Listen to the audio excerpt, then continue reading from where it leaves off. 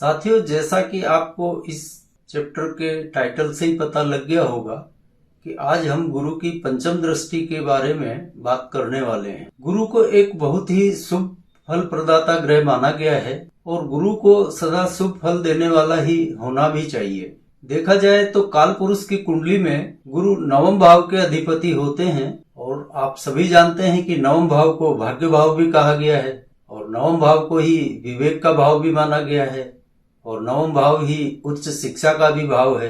अब भाग्य, विवेक और उच्च शिक्षा जैसे फलों के प्रदाता गुरु को सदा शुभ ही माना जाएगा। इसमें कोई अतिशयोक्ति भी नहीं है। जैसा कि हमने मंगल वाले चैप्टर्स में आपसे बात की थी कि मंगल, शनि और गुरु सिर्फ इन तीन ग्रहों के पास ही अतिरिक्त दृष्टियां हैं। बाकी सप्तम दृष्टि तो सभी ग्रहों के पास होती है और यह सप्तम दृष्टि सांसारिक दृष्टि होती है और इसी सप्तम दृष्टि के माध्यम से यह संसार गतिशील रहता है, क्योंकि इस संसार के लयबद्ध संचालन के लिए यह सातवीं दृष्टि अत्यावश्यक है और इसी सप्तम दृष्टि के फलस्वरूप यह संसार इस रूप में निरंतर गतिशील रहता है। इस पृथ्वी पर जीवन न जाने कितनी बार नष्ट हुआ, कितनी बार पुनः पनपा, लेकिन इसके बावजूद भी यह ग्रह निरंतर अपना कार्य करते रहते हैं। इनका एक जो मैग्नेटिक इफेक्ट है वह निरंतरता को बनाए रखता है। लेकिन इस सप्तम दृष्टि के अलावा भी इस संसार की गतिशीलता को बनाए रखने के लिए मंगल, गुरु और शनि इन तीनों ग्रहों को एक्स्ट्रा दृष्टियां दी गई हैं, जिससे यह जीवन का सुचारू रूप से संचालन कर सकें। और इसी तारतम्य में हम आज गुरु की पांचवी दृष्टि की बात कर रहे हैं। अब यह तो सभी जानते हैं कि गुरु की तीन दृष्टियां हैं और गुरु जिस भाव में भी स्थित होते हैं वहां से पंचम, सप्तम और नवम इन तीन भावों पर अपनी दृष्टि रखते हैं। अब यहाँ सप्तम दृष्टि तो एक कॉमन दृष्टि है, क्योंकि सभी ग्रहों के पास सप्तम दृष्टि होती है। यहाँ पर एक बात आपको स्पष्ट कर देते हैं कि हम राहु और केतु की छाया ग्रह होने की वजह से कोई भी दृष्टि नहीं मानते हैं। राहु और केतु अपने स्थान के हिसाब से, जैसा हम पहले के चैप्टर्स में राहु केतु के बारे में बता चुके हैं, उसी के अनुसार फल देते हैं। हम इनकी दृष्टि नहीं लेते हैं। अब गुरु के पास पंचम और नवम दो एक्स्ट्रा दृष्टियां हैं और आज हम इस चैप्टर में सिर्फ पंचम दृष्टि की बात करेंगे। अब एक बात तो सभी लोग जानते हैं कि इन ग्रहों की दृष्टियां उनके दशा काल में कार्य करती हैं, लेकिन गुरु की पंचम दृष्टि इस मामले में अपवाद है। शनि की दृष्टि, शनि की दशम दृष्टि कर्मफल की दृष्टि होती है, क्योंकि शनि काल पुरुष की कुंडली में दशम भाव यानी कर्म भाव का अधिपति होता है, इसलिए वह कर्म फल को नियंत्रित करती है। अब गुरु को ही पंचम दृष्टि क्यों दी गई, जबकि पंचम भाव भविष्य का सूचक है और गुरु नवम भाव यानी भूतकाल के भाव के अधिपति होते हैं काल पुरुष की कुंडली में।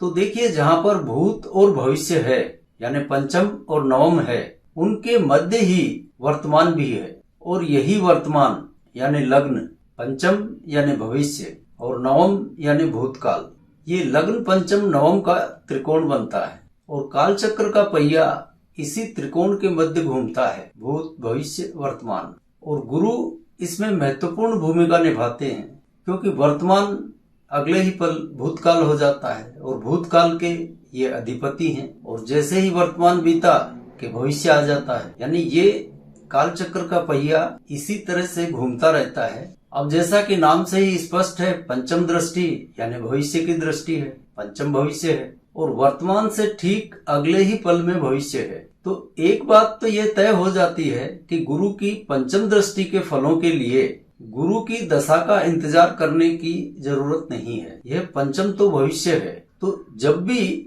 इसके कारण मौजूद होंगे या यूं कह लें कि पंचम दृष्टित भाव के कारकत्व जब भी जीवन में आ जाएंगे तो गुरु की यह पंचम दृष्टि काम करना शुरू कर देगी। वह जीवन के किसी भी मोड़ पर हो, बचपन, जवानी, बुढ़ापा। अब हम यह भी मानते हैं कि गुरु की तीनों दृष्टियों में पंचम, नवम, सप्तम इन तीनों में अमृत होता है और ये दृष्टित भावों की वृद्धि ही करती हैं। और यह बात बिल्कुल सही भी है कि गुरु की दृष्टियों से दृष्टित होने वाले भाव वृद्धि को प्राप्त होते हैं पर यदि सिर्फ एक तरफा हम बात मानकर द्वैत को छोड़ देंगे तो बात बनेगी नहीं, और यह द्वैत वाला सिद्धांत यहाँ भी लागू होगा। आइए अब जरा गुरु की पंचम दृष्टि को समझते हैं। गुरु की पंचम दृष्टि जिस भाव पर भी पड़ेगी उस भाव के कारकत्वों का जीवन में समावेश होते ही दृष्टित भाव में स्थित राशि नष्ट होकर उससे अगला भाव बढ़ा देगी। सूत्र यह है। अब इसे जरा उदाहरण कुंडली से समझ लेते हैं। इस तुला लग्न की कुंडली में गुरु दशम भाव कर्क राशि में बैठे हैं। अब इस सूत्र को समझते हैं। अब देखिए, इस सूत्र को लागू होने में गुरु का न तो यहाँ पर नक्षत्रपति होना जरूरी है और ना ही गुरु की दशा का होना जरूरी है। यह सारे जीवन भर काम करेगा, और यह पंचम दृष्टि जीवन के किसी भी मोड़ पर काम करेगी जब आप पंचम दृष्टि भाव के फल उठाना शुरू कर देंगे। अब यहाँ पर दशम भाव स्थित गुरु की पंचम दृष्टि द्वितीय भाव पर है और द्वितीय भाव में वृश्चिक राशि है। अब द्वितीय भाव है कुटुंब का, तो यह जातक उम्र के किसी भी मोड़ पर, बचपन में, जवानी में या जब भी अपने पारिवारिक दायित्वों को संभाल लेगा, उसी समय ये इस गुरु की पंचम दृष्टि काम करने लगेगी। उस स्थिति में क्या होगा, जैसे ही इसने पंचम दृष्टि द्वितीय भाव के फलों को उठाया, उसी समय यहाँ वृश्चिक राशि है, यानी 8वां भाव, काल पुरुष की कुंडली का 8वां भाव, तो यह वृश्चिक राशि नष्ट होगी, यानी इसका वृश्चिक राशि यानी अष्टम भाव यानी दुर्भाग्य इसका नष्ट होगा, और अगला 9वां भाव यहाँ पर जागृत हो जाएगा।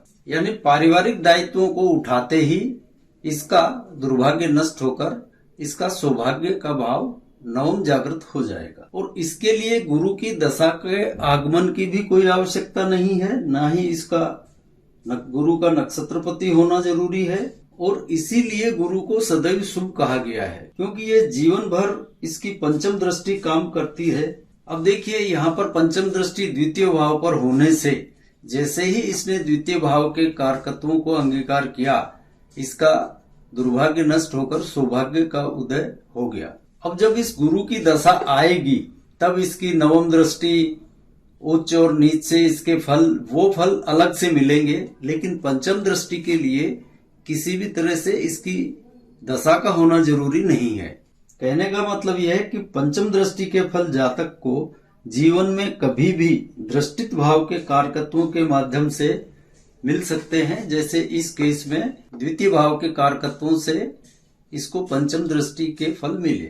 पंचम खुद भविष्य का प्रतीक है, और गुरु की पंचम दृष्टि भाग्य बना भी सकती है और बिगाड़ भी सकती है, और यह सब निर्भर करता है कि आप दृष्टित भाव के कारकत्वों को जीवन में कितना स्थान देते हैं। इसी कुंडली में हमने गुरु को दशम की बजाय 9वें स्थान पर मान लिया है। अब यहाँ पर गुरु वही तुला लग्न और मिथुन राशि 9वें भाव में बैठे हुए हैं। अब आप ये सोच रहे होंगे कि 9वें भाव में गुरु उच्च से 12वें हैं, दशम में उच्च है, तो ये तो बहुत बढ़िया स्थिति है। पर याद रखिए, इस 9वें भाव के गुरु की दशा आने पर इसके फल मिलेंगे, 9वें दृष्टि के और उच्च और नीच वाले तो। लेकिन इस पंचम दृष्टि के लिए दशा का होना जरूरी नहीं है, जैसा कि हम पहले ही आपको बोल चुके हैं। और यहाँ बात हो रही है सिर्फ पंचम दृष्टि की, और पंचम दृष्टि के फल तो गुरु मौका लगते ही, यानी जातक जैसे ही दृष्टित भाव के कारकत्वों के फल उठाना शुरू कर देता है, वो ऑटोमेटिक चले ही आते हैं। अब यहाँ 9वें भाव में स्थित गुरु की पंचम दृष्टि है लग्न पर, और लग्न में है तुला राशि। अब लग्न का एक फल तो होता है जन्म स्थान, और अन्य फलों में बहुत सारे होते हैं, पर अहंकार सबसे बड़ा फल लग्न का माना गया है। तो इस जातक ने जब भी ज्यादा अहंकार शुरू कर दिया या ये जन्म स्थान पर ही रहा, तो क्या होगा, पंचम दृष्टि से लग्न के फल इसने लिए, सप्तम रूपी लक्ष्मी इसकी नष्ट होगी और अष्टम रूपी दुर्भाग्य इसके हिस्से में आएगा। मतलब इस जातक को लग्न के फल उठाने से बचना चाहिए, वरना तो इसका सप्तम नष्ट होकर अष्टम दुर्भाग्य ही बढ़ेगा। यानी इन जातकों को जन्म स्थान का त्याग सबसे बेहतर उपाय है। और वैसे भी देखा जाए तो यहाँ पे दशम और द्वादश 2 भाव ये गुरु बढ़ाएगा, क्योंकि उच्च से 12वां हो जाता है, 10वें में इसकी उच्च है, तो जन्म स्थान का त्याग तो इनका वैसे ही पहले भी हो ही जाता है, पर अन्य ग्रहों के कारण मान लीजिए कि ये जातक जन्म स्थान नहीं छोड़ पाया हो तो इसको यही फल मिलेंगे। तो गुरु की पंचम दृष्टि जीवन में अति महत्वपूर्ण हो जाती है और बिना गुरु की दशा के भी यह काल चक्र के पहिए को निरंतर गतिमान रखती है। पंचम दृष्टि को कुंडली देखते समय सबसे पहले अवश्य देखना चाहिए कि इस जातक को क्या करना चाहिए, क्या नहीं करना चाहिए। क्या पंचम दृष्टि भाव के माध्यम से कोई खराब भाव एक्टिव होगा या कोई अच्छा भाव एक्टिव होगा, इसका निर्धारण हमें कर ही लेना चाहिए। तो आशा करते हैं आज आपको गुरु की इस विशेष दृष्टि का महत्व पता चला होगा और आप इसे उपयोग में लेंगे तो आपके फल कथन में भी बहुत सटीकता आएगी।